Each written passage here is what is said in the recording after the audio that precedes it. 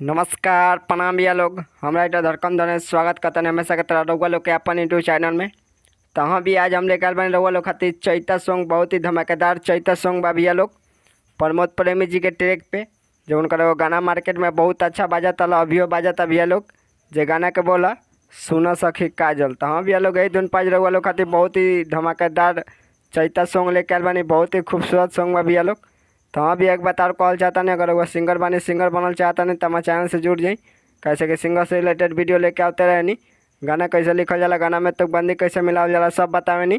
Daily नया नया song वालों खातिर लेके आते रहे नहीं। तो हमारे चैनल के सब्सक्राइब कर लिया, बेल आइकन कॉल करके घंटी के प्रेस कर दी। तो चलिए भैया लोग बिना स्किप किए वीडियो के स्टार्ट कर जाओ। तो चलिए लोग रउआ लोग का डायरेक्ट डेमो गा के सुना देता नहीं, रउआ लोग समझ जाए हम लोग। तो चलिए लोग स्टार्ट करल जाओ। कोई बेरा दौड़ी करैलू ये हो काजल, कोई बेरा दौड़ी करैलू ये हो काजल। के कठरे सर रहे कमन रहे जागल, के कठरे सर रहे कमन रहे जागल। अरे कोई बेरा दौड़ी करैलू ये हो काजल, हाँ कोई बेरा दौड़ी करैलू ये हो काजल।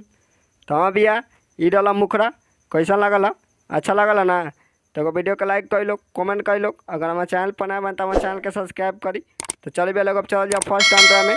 तो चलिए भैया लोग एक वो लोग डायरेक्ट डेमो गा के सुना देता नहीं। तो चलिए लोग स्टार्ट करल जाओ।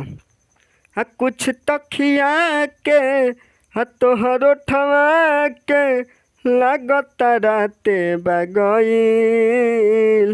हाँ बोल दे तू बताऊँ राते रहे कोई सोन हड्डी पर जरा के कभाईल। हाँ कुछ तो खिया के हाँ तोहरो ठवा के लागत राते बगईल। हाँ बोल दे तू बताऊँ राते रहे कोई सन हड्डी पर जरा के का भईल। कौन पाला डलले बा कौन रहे लागल, कोई बेरा दौड़ी करैलू ये हो काजल। तो चले भैया लोग अब चल जाओ लास्ट अंतरा में। तो चले भैया लोग करो वो लोग डायरेक्ट डेमो का सुना देता नहीं। तो चलिए लोग स्टार्ट करल जाओ। हाँ धरी कंधने सीखे कुछ बात बाटे लेबू का हमसे छुपाई। हाँ बाट खिलताई हाँ तोहर जवानिया हाँ रहे जवाना ये सुखाई, रहे ये जवान सुखाई। आई जौन धड़कन धने से नाम भाई हमरे नाम बिया लोग ई नाम टाइम लोग एमें आओ नाम हटा देम लोग, कोनो दिक्कत नहीं के याद रहे ई नाम ना हटे के चाहिए। तो चलिए लोग स्टार्ट करल जाओ। हाँ धरी कंधने सीखे कुछ बात बाटे लेबू का हमसे छुपाई।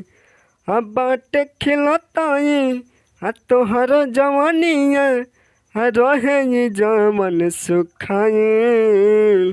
बेटू सूरज तिस मिसिए कलागल, कोई बेरा दौड़ी करैलू ये हो काजल।